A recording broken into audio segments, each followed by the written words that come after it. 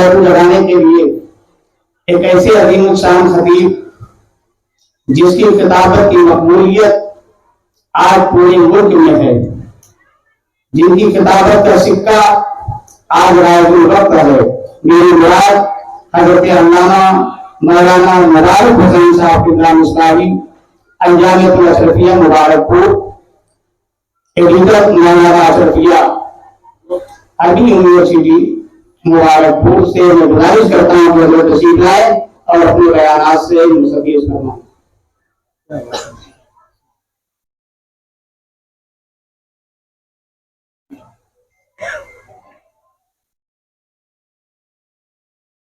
حضور صاحب سجادہ حضرت پیر طریقت علامہ شاہ نسیم القادری دامت برکاتہم القدسیہ زینت اسٹیج علماء ملت اسلامیہ، معزز سامعین کرام، نونہالان ملت، پردہ نشین خواتین امت، السلام علیکم ورحمۃ اللہ تعالی وبرکاتہ۔ الحمد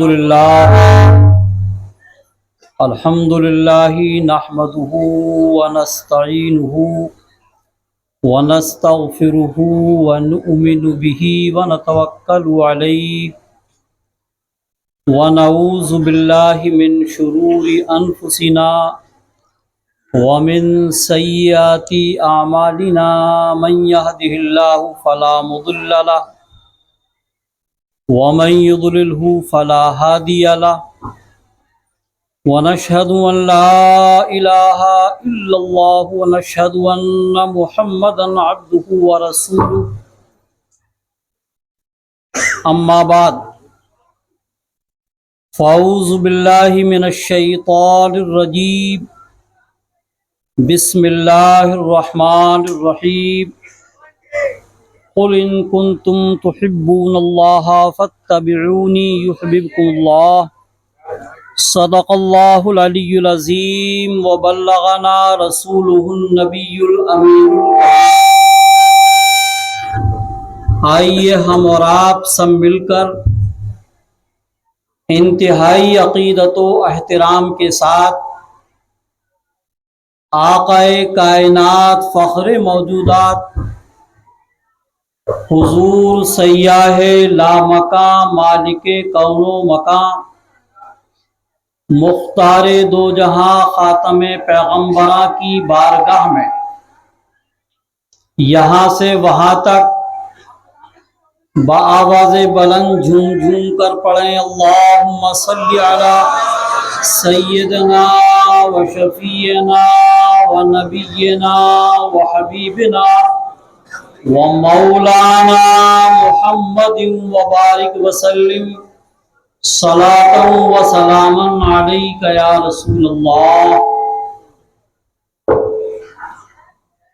بہت تفصیل سے نہیں، چند منٹ کچھ عرض کرنے کی سعادت حاصل کروں گا، اور حضور کی نوازشات کوئی نئی نہیں ہے، ہمیشہ نوازتے رہتے ہیں، آج بھی نوازا اور انشاءاللہ نوازتے رہیں گے۔ ایک عارف باللہ شیخ طریقت بہت بڑے بزرگ حضرت علامہ عاصی غازی پوری قدسہ سرہ العزیز نے کبھی عرض کیا تھا، نہ میرے دل نہ جگر پر نہ دیدے تر،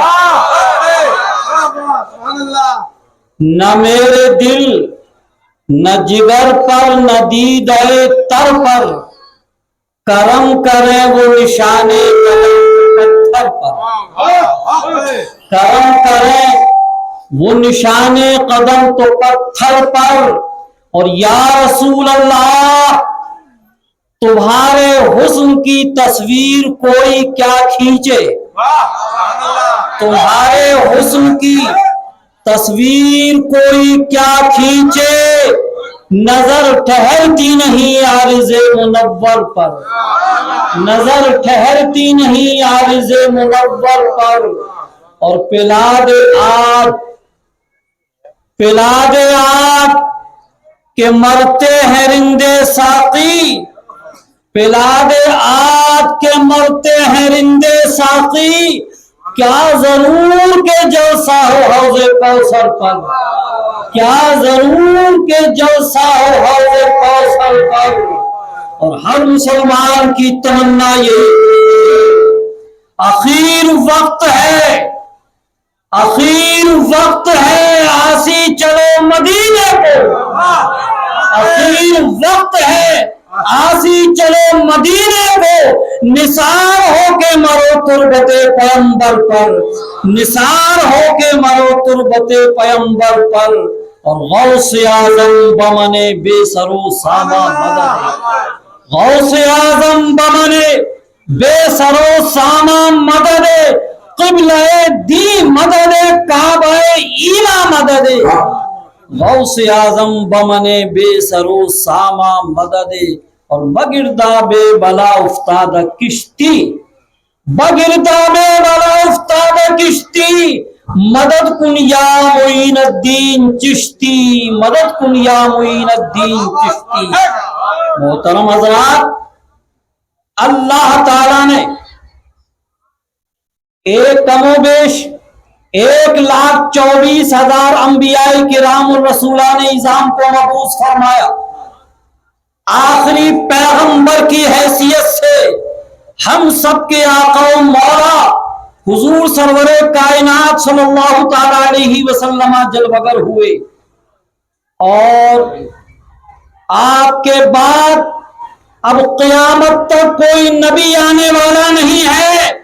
آقا ارشاد فرماتے ہیں لا نبی بعدی، اب میرے بعد کوئی نبی آنے والا نہیں ہے، یہ آخری رسول ہے، اور انشاءاللہ وہ قیامت تک نبی اور رسول کی حیثیت سے کوئی جلوگر نہیں ہوگا۔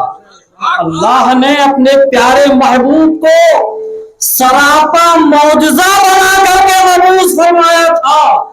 وہ بیٹھے تو معجزہ ہو، وہ اٹھیں تو معجزہ ہو، وہ اندھیرے میں مسکرا دیں تو اجالا ہو جائے، وہ خالی کنویں میں پانی ڈال دیں تو میٹھا ہو جائے، وہ لکڑی توڑ کر مجاہد کو دے دیں تو تلوار بن جائے، وہ دشمن پر نگاہ غضب ڈال دے تو تباہ ہو جائے، وہ کسی کی جانب نگاہ محبت ڈال دے تو کفر شرک کو چھوڑ کر جنت کا راہی بن جائے، وہ دشمن پر نگاہ ڈال دے تو دوست بن جائے، اور جس کو چاہ لے وہ ان کا پیارا محبوب بن جائے۔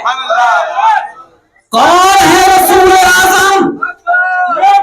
یقیناً صحابہ کرام کے مقام اور مراتب اپنی جگہ مسلم ہیں، اہل بیت اطہار کے مقامات بھی مسلم ہیں، مگر قربان جائیے سرکار بغداد سیدنا شیخ محی الدین عبد القادر محبوب سبحانی قدس سرہ الجیلانی کی بارگاہ میں کہ اللہ تعالیٰ نے آپ کو نائب رسول بنا کر کے بھیجا ہے، اللہ تعالیٰ نے آپ کو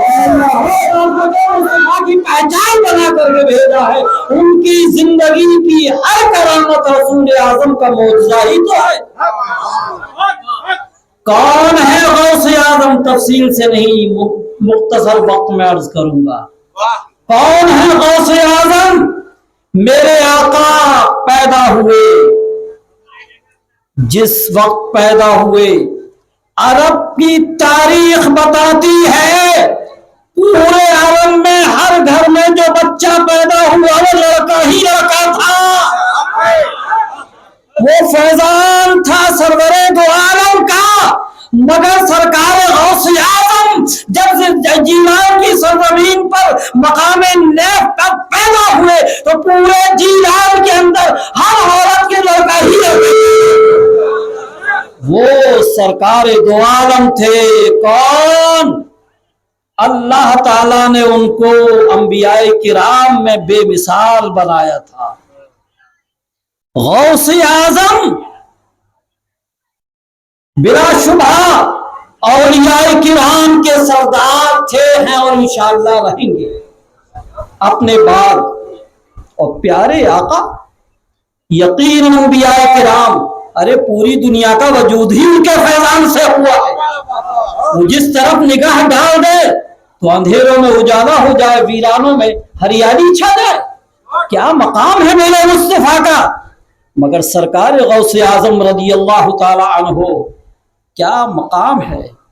قسم خدا کی، جب آپ پیدا ہوئے تو پورے علاقے کے اندر ایک عجیب و غریب ماحول تھا۔ اب میں مختصر سی چند باتیں عرض کروں گا۔ ایک بار آپ کھیل رہے تھے، کھیل کیا، گھر کے باہر بیٹھے ہوئے تھے، حضور شاہ بدی الدین قطب المدار گزرے، بہت بڑے بزرگ ہیں حضور شاہ بدی الدین قطب المدار قدس سرہ العزیز مکان پور کی سرزمین پر ان کی خانقاہ ہے۔ 596 سال کی ان کی عمر، وہ گزر رہے تھے، آپ نے سلام پیش کیا، السلام علیکم۔ ہر بچے نے ایک بار سلام کا جواب دیا، کہا وعلیکم السلام ورحمۃ اللہ تعالی وبرکاتہ، مگر سرکار غوث اعظم رضی اللہ تعالیٰ عنہ نے 2 بار جواب دیا، وعلیکم السلام ورحمۃ اللہ تعالیٰ وبرکاتہ، وعلیکم السلام ورحمۃ اللہ تعالیٰ وبرکاتہ۔ انہوں نے پلٹ کر پوچھا کہ بچوں، ہم نے تو ایک سلام کہا تھا، ہر بچے نے ایک بار کہا وعلیکم السلام، مگر آپ نے 2 بار وعلیکم السلام ورحمۃ اللہ تعالی وبرکاتہ کیوں فرمایا؟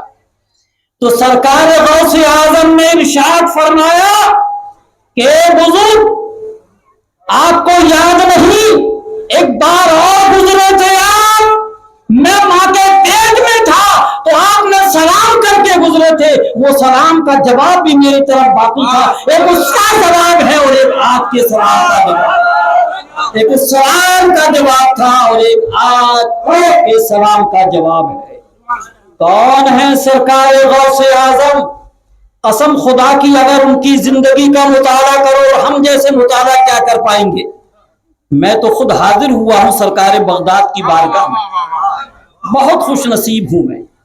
سرکار بغداد کی جادیوں کے پاس کھڑا ہوا تھا اور ایک بزرگ نے مجھ کو سلسلہ عالیہ قادریہ کی خلافت و اجازت عطا فرمائی امامہ شریف باندھ کر۔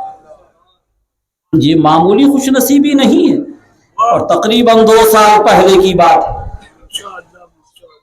بہار میں ایک کانفرنس تھی، بغداد شریف سے ایک اللہ کا ولی سلسلہ قادریہ کے ایک عظیم بزرگ تشریف لائے، سینکڑوں علماء تھے، عوام تھی، مگر اس مجمع شوق میں انہوں نے امامہ شریف نکال کر مجھے 2 خلافتیں عطا فرمائی، ایک سلسلہ قادریہ کی تھی اور دوسرے ایک سلسلے کی اور خلافت تھی، اور تسبیح عطا فرمائی، رومال عطا فرمایا۔ تو یہ ہے سرکار بغداد سے میری عقیدتوں کی بہت معمولی سی پہچان حضرت، اور 1-2 خلافتیں نہیں ہیں، مانتا نہیں ہوں، مگر بزرگ عطا فرما ہی دیتے ہیں، انکار کے باوجود بھی عطا فرما دیتے ہیں۔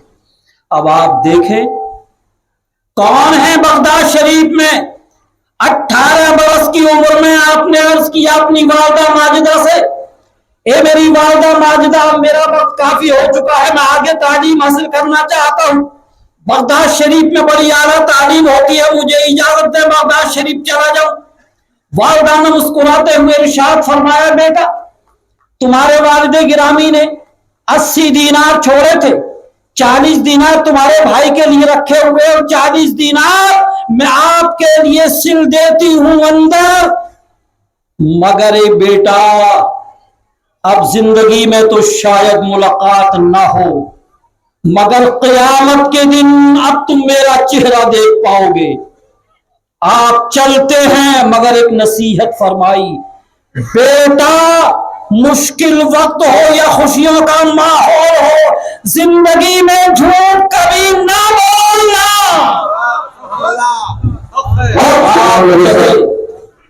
आप चले काफिले के साथ बगदाद की जानिब। एक मकाम पर काफिले को लूट लिया जाता है, बहुत मशहूर वाकया है। सबका सामान, सबका माल असबाब लूटा, मगर आपको बच्चा समझकर छोड़ दिया। एक डाकू ने आकर कहा, बेटा तुम्हारे पास कुछ है? आपने कहा, हाँ मेरे पास 40 है जो अंदर सिली हुई मौजूद है, मेरी वालिदा ने सिल के दे दी है। उसने मजाक समझा। एक दूसरा डाकू आया, उसने पूछा तो आपने फिर यही जवाब दिया। दोनों ने जाकर अपने सरदार से कहा कि वाला नौजवान ये कह रहा है। सरदार ने आपको अपने करीब बुलाया और बुलाने के बाद कहा, बेटा क्या हकीकत है? कहा, देखो मेरी अंदर वाली जेब में 40 दीनार मौजूद है, अभी खोल कर दिखाई देता हूं। मगर सरदार ने कहा कि नौजवान, आप जान रहे हो कि हम यहाँ डाकू है, माल असबाब लूट रहे हैं, सारे लोग माल को छिपा रहे हैं, मगर आप इस कदर जाहिर क्यों कर रहे हैं?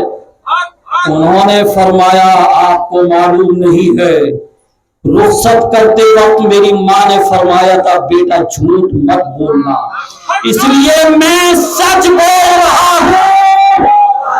जब इतना कहना था तो डाकू जो का सरदार था उसकी आंखों में आंसू आ जाते हैं, हिलने लगता है और कदमों पे गिरकर अर्ज करता है, ए नौजवान तुम यकीनन कितने अच्छे और सच्चे नौजवान हो, हम अल्लाह ताला से हक और सच बोलने और करने का वादा करके आए हैं। जिंदगी गुजर गई है हमारी झूठ बोलते हुए, जिंदगी गुजर गई है हमारा डाका डालते हुए, जिंदगी गुजर गई है लोगों को परेशान करते हुए, इसलिए अब्दुल कादिर अपना हाथ बढ़ाओ, हम आपके हाथ पर अपने गुनाहों से तौबा करते हैं और तौबा करने के बाद जितने साथ में थे वो सब के सब भी तौबा करके मुसलमान बन जाते हैं। मालूम क्या हुआ है नौजवानों, अपने आप को जरा गौर करो। हम गौसे आजम के उर्स में आए हैं। गौसे आजम किसी मामूली शख्सियत का नाम है, औलिया किराम के सरदार का नाम है, वो अल्लाह के महबूब का नाम है। उन्होंने अपनी जिंदगी भर इल्म अमल और दावत और तबलीग में जो गुजारी है, कसम खुदा की बहुत कम ऐसी मिसालें दुनिया के अंदर मिलती है।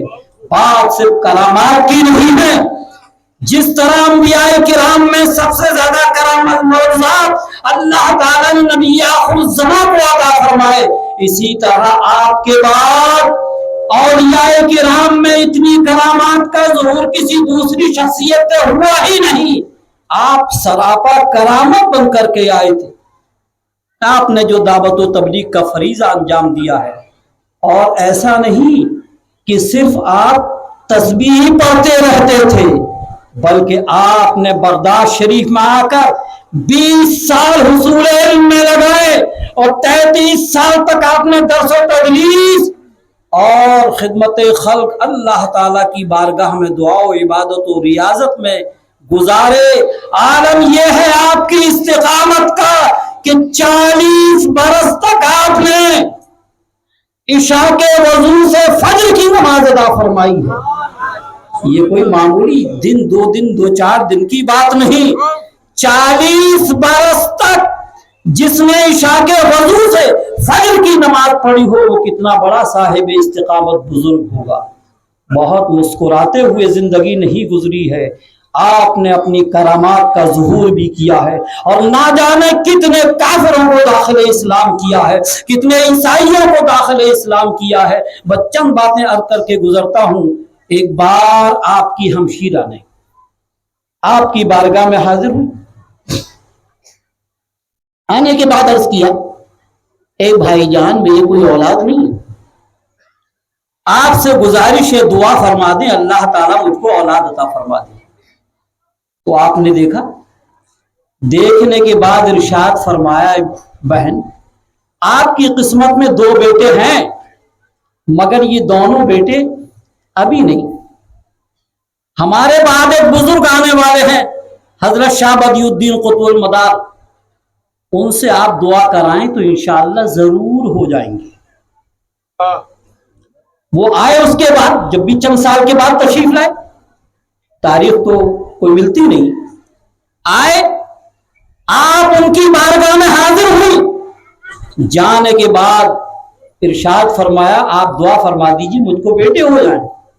آپ نے مسکراتے ہوئے ارشاد فرمایا کہ ہاں ہاں آپ کی قسمت میں 2 بیٹے ہیں مگر شرط یہ ہے کہ بیٹے ہونے کے بعد بڑے بیٹے کو آپ مجھے دیں گی تاکہ میں خدمت دین کے لیے اپنے ساتھ رکھوں. بات سمجھ مارے گی نہیں آپ کی, اپنے ساتھ رکھوں.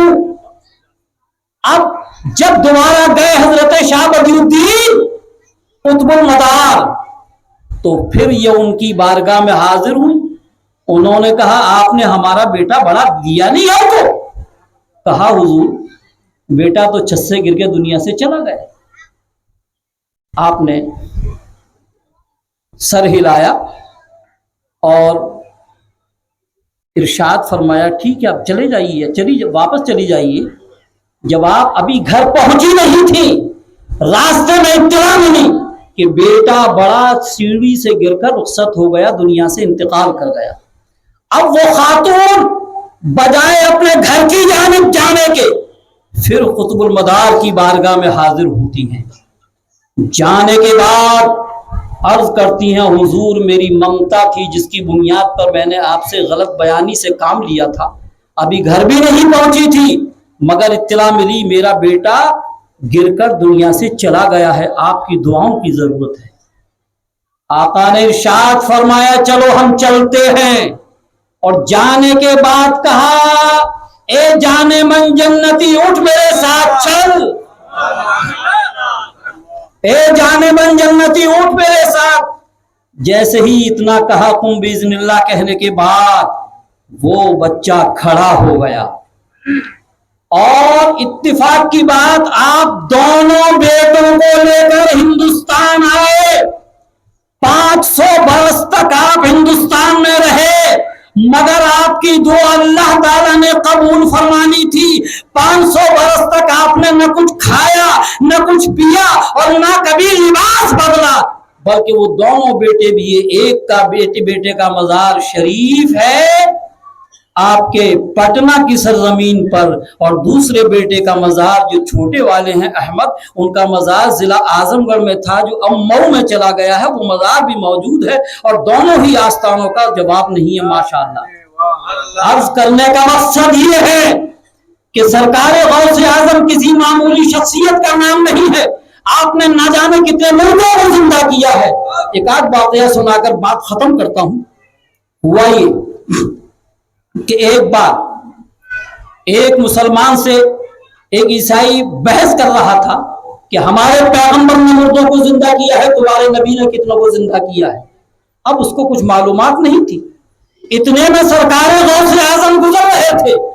جب ان کے کانوں میں آواز پڑی آپ نے اس عیسائی کا کاندھا پکڑا اور پکڑنے کے بعد کہا چل قبرستان میں.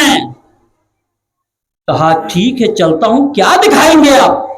کہا جس قبر کے بارے میں تو اشارہ کرے گا میں اسی قبر کے مردے کو زندہ کر کے ابھی دکھاتا ہوں. اس نے جیسے ہی اشارہ کیا تو ایک خاتون کلمہ طیبہ پڑھتے ہوئے اس سے اٹھی اور عرض کیا اے آقا آپ کے صدقے میں مسلمان ہو گئی, ورنہ تو میں بنی اسرائیل کی تھی مگر آپ نے دعا فرما دی تو رسول اعظم کی امتی میں ہو گئی. اسی طرح کے بے شمار واقعات ہیں. سرکار غوث اعظم کسی معمولی شخصیت کا نام نہیں ہے. اور ایک دو واقعات نہیں، بے شمار واقعات ہیں۔ ہم اللہ تعالیٰ کی بارگاہ میں دعا کرتے ہیں پروردگار عالم ہم سب کو سرکار غوث اعظم رضی اللہ تعالیٰ عنہ کے علمی اور روحانی فیض و برکات سے مالا مال فرمائے۔ اور حضور نے میرے تعلق سے جو عرض کیا ہے، میں تو غلام تھا ہی، میں تو آقا کا غلام تھا ہوں اور انشاءاللہ رہوں گا۔ اب آقا نے ارشاد فرما دیا ہے تو مجال انکار دم زدن کسے ہے؟ انشاءاللہ میں کوشش کروں گا کہ ہر سال غلامی میں حاضری دیتا رہوں اور سرکار بغداد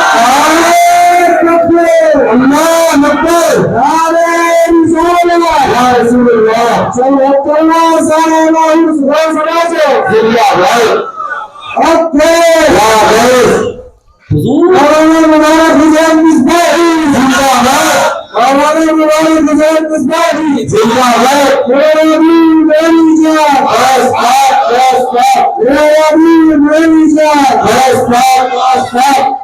اب میں عرض یہ کرنا چاہتا ہوں، اس میں کوئی شبہ نہیں، اس بندے نے بہت سی خانقاہوں میں اور بہت سے اولیاء کرام کی بارگاہوں میں حاضری کی سعادت حاصل کی ہے۔ کچھوچا مقدسہ ہو، محررہ مطہرہ ہو، بدائیں ہو، بریلی ہو، اجمیر شریف ہو، کنیر شریف ہو، بہار شریف ہو، کہیں ہو، مگر اللہ کا ایسا فضل و کرم ہے، ہر خانقاہ میں سجادگان بے پناہ محبت فرماتے ہیں، اس لیے کہ میری محبت میں کہیں سے بھی وہ نہیں ہوتا جس کے لیے لوگ جاتے ہیں۔ اللہ کا فضل تھا ہے اور انشاءاللہ رہے گا۔ میں اس خانقاہ کی غلامی میں پہلے بھی حاضر ہو چکا ہوں کئی بار، درمیان میں نہیں آیا، اب انشاءاللہ حضرت نے حکم فرما دیا ہے تو بھرپور کوشش کروں گا، اگر تن میں جان ہے تو انشاءاللہ میں حاضری دیتا رہوں گا۔ بس میرے لیے دعا